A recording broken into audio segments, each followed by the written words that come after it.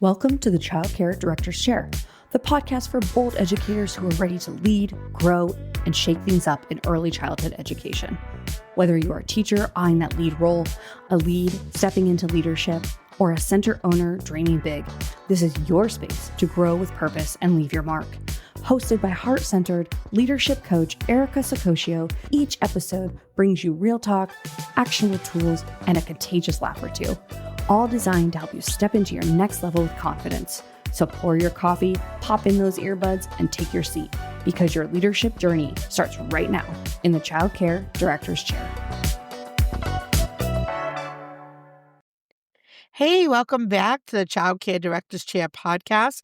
I'm your host, Erica Saccoccio, and today we are diving into a topic that every childcare leader needs right now, and that's to finish the year strong. Not scattered, not stressed, not scrambling, but steady, intentional, and in control. Now, December can feel like it hits fast, right? Holiday events, parent expectations, staff vacation requests, shifting schedules, and little fires everywhere. Not to mention, if you live in New England, snowstorms. But this episode is your roadmap to reclaiming the month and walking into a new year with clarity instead of exhaustion.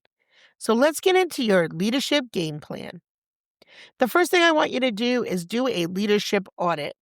Before you plan anything for your center, you have to look at you. Yeah, you. I said it. A leadership audit is like hitting the pause button and asking yourself, where am I leading from? Am I leading from clarity, confusion, or honestly, for some of us that have been around a long time, you might be just operating in autopilot. I want you to ask yourself a few of these questions. What responsibilities have you outgrown but haven't let go of? Maybe you're still handling supply orders, or approving every single schedule change, or answering questions that your leads should be able to manage. If something sits on your plate and only your plate because it's easier if you do it, that's a red flag. I want you to ask yourself, where did you overfunction this year? If you stepped into rooms or roles because someone else didn't follow through, you need to note it. And I have my hand raised real high because 2025 was the year I took a lot of notes. That's not leadership. That is rescue mode. And rescue mode steals your time and it creates dependency. Ask yourself, what decisions did you avoid? Maybe there's a staffing issue you let sit too long, or a family situation that you tried to handle gently, but it dragged out instead. Or perhaps a system you knew needed fixing, but you didn't address it. Avoidance is information, and it tells you exactly where your leadership muscle needs strengthening. What habits served you best, and what ones sabotaged you?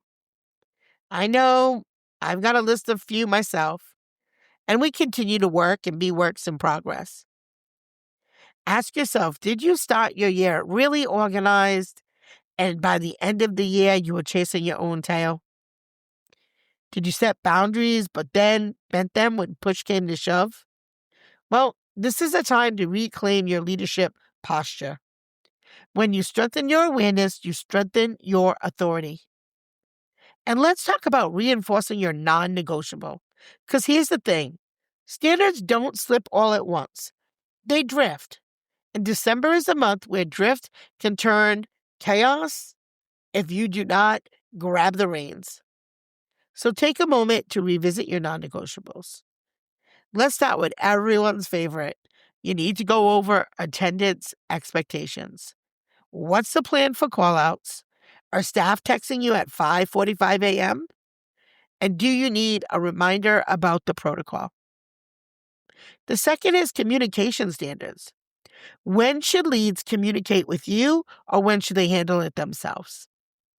When should parents get updates? And what's the expectation around professional tone? Here's another one I think is really important to revisit. Safety requirements, because December gets really busy and we get distracted. So now is the time to re-emphasize Eyes on supervision, transitions, ratios, and daily walkthroughs. Also, classroom consistency. Are lesson plans slipping? Has free play turned into free for all? Is the environment staying clean, calm, and intentional? Think about it, because it really can go awry. I know we're still in November, but as we head into December, I want you to have a solid plan.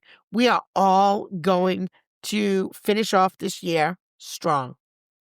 We know when January comes, everybody's excited. It's a new year. You're going to be super organized. You're going to take all the workshops, all the things. You're going to do all the things. You don't have to wait till January. I don't want you to. I want to set yourself up for success. And let's talk about that time management too. Make sure that you're including your breaks, that you have planning time, that your staff have planning time, that the transitions and end of the day routines all have time, and that we're reinforcing them. Because reinforcing these standards is not micromanaging. It's protecting the integrity of your program. And a leader's voice sets the tone.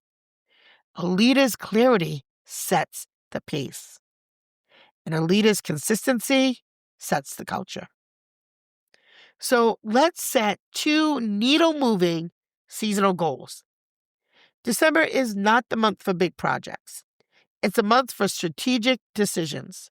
So pick 2 goals that matter, not 10, 2. Maybe goal 1 is strengthen your January enrollment pipeline.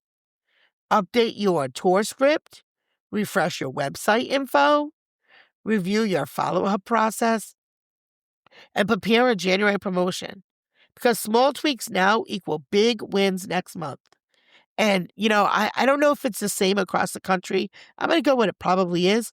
January is my 3rd highest enrollment month. So doesn't it make sense to get ready for it now? Instead of waiting for January, you've already dropped the ball. If you're sitting next to a center like mine that's already preparing for those phone calls that start January 3rd, you're behind. I don't want you to be behind. Let's set you up for success. Now, goal number 2, maybe reset your staffing foundation. Finalize those 2026 job descriptions, which that's definitely on my list. Create performance expectations for the new year. Decide what training your team needs first. And God, please clean up your onboarding process or create one if you've been just kind of winging it. Also, I think refreshing your environment. Declutter your classrooms, check materials and make an inventory list, and create a January reset plan. You could also organize your leadership systems, weekly leadership meetings, updated calendars, staff reminders of schedules in advance, communication templates ready for January. When you limit your focus, you increase your impact. Success in December is all about prioritizing a few things that will actually shape the next 12 months. Now, I gave you 4 examples. I just want to recap. You're only going to pick 2. Now, you could pick 2 of your own. You could pick 2 from my list of 4. Doesn't matter. My point is drill down, super focus on 2 things that are going to shift your entire 2026. And then let's create a holiday shield for your team. Let's talk about some leadership with heart. December brings excitement, but it also brings fatigue, overwhelm, and unpredictability. Your team needs structure and support. And your holiday shield is the plan that prevents burnout and builds trust. So let's get schedule clarity. Map out coverage, post your schedules early, and anticipate vacations. Plan for float support ahead of time, not when you've got 4 people out. It's also cold and flu season. And if you can't tell, I'm one of those people who has a cold right now. So if this is your first time tuning in, I'm sorry. I don't normally sound like Marge Simpson's sister. And plan for, those busy days, What are the expectations, right? Party days, pajama days, special events. Make sure everyone knows what's happening. No surprises. And emotional support. This time of year can really trigger success. It can also trigger stress. It can trigger grief. It can trigger financial pressure and exhaustion. To be honest, as I sit here and I look at the date, this time of year is when my mom passed in 2019. Not to get all emotional, but actually yesterday was that day. And it's been about 5 years now. Um, so check in with your staff. We know that the holidays are hard. They're hard for your parents too. So I'd say keep your finger on the pulse. Hey, a drink here. Keep your finger on the pulse of what's going on around you. Because sometimes the biggest gift you can give is yourself, a shoulder, an ear. But be the leader who checks in, not just checks the boxes. And boundaries around last-minute requests.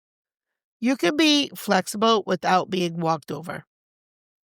Communicate early about what's possible and what isn't. And appreciate and acknowledge a kind word, a handwritten note, a small treat, a moment of gratitude. Those things go further in December than any bonus. A strong holiday plan creates a calmer team. A calmer team creates a better experience for children and families. And a better experience builds long-term loyalty. Now, the last thing I want to talk about is using a 14-day sprint for one high-impact task. This is where you shift from planning into momentum. A 14-day sprint is focused on a burst of leadership energy designed to produce meaningful results quickly. Pick one task that will make January smoother. Whether it's clean up your leadership inbox, organize folders, your systems, your templates, your automations, or maybe you're resetting your classroom. Take a picture of what excellence looks like. Create those standards and train your team to follow them. Maybe you're rebuilding your hiring funnel. So prepare interview questions, update job postings, and schedule interviews daily. Always, you always hear that, continue to hire, keep hiring, even when you don't have spots, make spots. And I promise once you start hiring, it does make people around, especially the ones who are not really pulling their weight, they start to get the message really quick. Establish a PD calendar, choose themes, plan your training sessions, and assign leaders. And I love that part. I'd love to be part of your PD sessions. I will fly out to you wherever you are in the U.S., and I would love to come do a PD day for your staff or be part of a team of folks that you have doing PD regularly at your program. So if that sounds of something interests you, head on over to my website. Again, not to be salesy, it's super easy, www.childcaredirectorschair.com. So if you love to see me at your center, I'd love to be there. So let's continue. Prepare family communication plans. Draft January reminders. Set up newsletters. Schedule anything that's busy, like parent advisory boards if you have that. Let people know ahead. Schedule your monthly themes. Strengthen your financial clarity also is another area that really, really can help you have a strong start to 2026. So if you haven't reviewed your tuition structure lately or your expenses, you need to look at that. Plan for any 2026 adjustments. A sprint creates momentum, and momentum creates more momentum. December isn't just the last chapter of the year, it's the first chapter of the next one. So as we move through this final stretch of 2025, remember, you're not just trying to survive December. You're shaping the experience that your team, families, and children will walk into January. Now, finishing strong doesn't mean doing everything. It means doing the right things with intention, with clarity and confidence.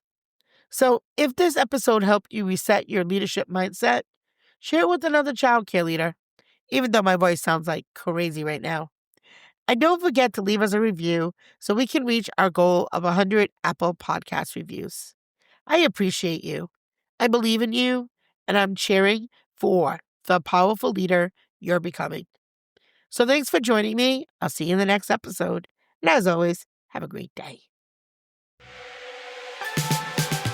That's a wrap for this episode of the Childcare Director's Chair, where we believe leaders aren't born, they're grown. If something sparked for you today, share it, shout it out, or pass it along to the next bold changemaker in childcare. Don't forget to subscribe, leave a review, and stay connected with Erica Saccoccio for more real talk leadership tools and a whole lot of inspiration. Until next time, lead with heart, grow with fire, and always remember, the chair is yours. Now own it.